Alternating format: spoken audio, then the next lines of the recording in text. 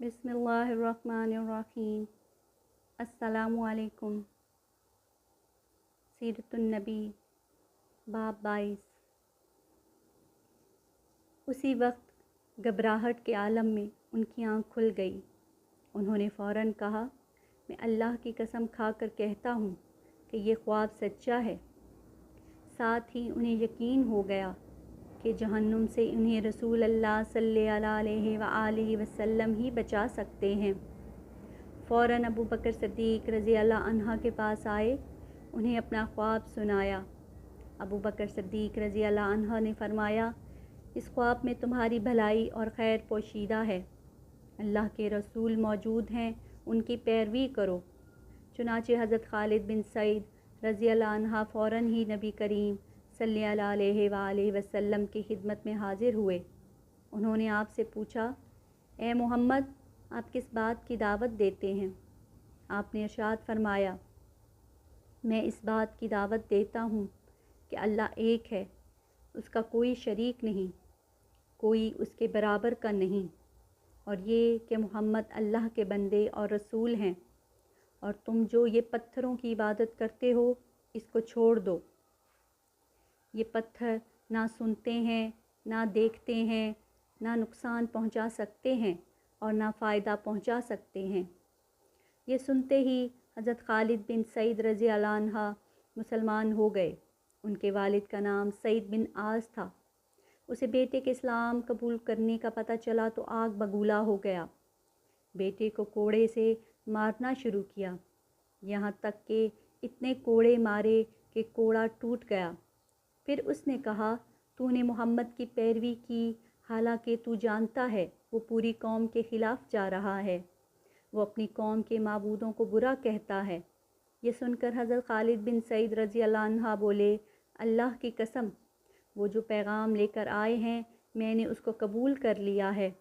इस जवाब पर वो और गज़बनाक हुआ और बोला, खुदा की कसम, मैं तेरा खाना पीना बंद कर दूँगा। हज़रत खालिद बिन सईद रज़ी अल्लाह अन्हा ने जवाब दिया, अगर आप मेरा खाना पीना बंद कर देंगे तो अल्लाह ताला मुझे रोटी देने वाला है। तंग आकर हज़रत सईद ने बेटे को घर से निकाल दिया। साथ ही अपने बाकी बेटों से कहा, अगर तुम में से किसी ने भी इससे बातचीत की, मैं उसका भी यही हशर करूँगा। हज़रत खालिद बिन सईद रज़ी अल्लाह अन्हा घर से निकलकर हुज़ूर नबी करीम सल्लल्लाहु अलैहि वसल्लम की खिदमत में आ गए। उसके बाद वो आपके साथ ही रहने लगे, बाप से बिल्कुल बेताल्लुक़ हो गए। यहाँ तक कि जब मुसलमानों ने काफिरों के मजालिम से तंग आकर हबशा की तरफ हिजरत की तो ये हिजरत करने वालों में से पहले आदमी थे। एक मर्तबा उनका बाप बीमार हुआ। उसे उस वक्त उसकी किस्म खाई, अगर खुदा ने मुझे इस बीमारी से सेहत दी तो मैं मक्का में कभी मोहम्मद के खुदा की इबादत नहीं होने दूँगा। बाप की ये बात हज़रत खालिद बिन सईद तक पहुँची तो उन्होंने कहा, ए अल्लाह, उसे उस मर्ज़ से कभी निजात ना देना। चुनाचा उनका बाप उसी मर्ज़ में मर गया। खालिद बिन सईद पहले आदमी हैं जिन्होंने बिस्मिल्लाहिर्रहमानिर्रहीम लिखी। उनके बाद उनके भाई उमरू बिन सईद मुसलमान हो गए। उनके मुसलमान होने का सबब ये हुआ कि उन्होंने ख्वाब में एक नूर देखा। नूर जमज़म के पास से निकला और उससे मदीने के बाग तक रोशन हो गए, और इतने रोशन हुए कि इनमें मदीने की ताज़ा खजूरें नज़र आने लगीं। उन्होंने ये ख्वाब लोगों से बयान किया तो उनसे कहा गया, जमज़म अब्दुल मुत्तलिब के ख़ानदान का कुआं है और ये नूर भी उन्हीं में से ज़ाहिर होगा। फिर जब उनके भाई खालिद मुसलमान हो गए तो उन्हें ख्वाब की हकीकत नज़र आने लगी। चुनाचे ये भी मुसलमान हो गए।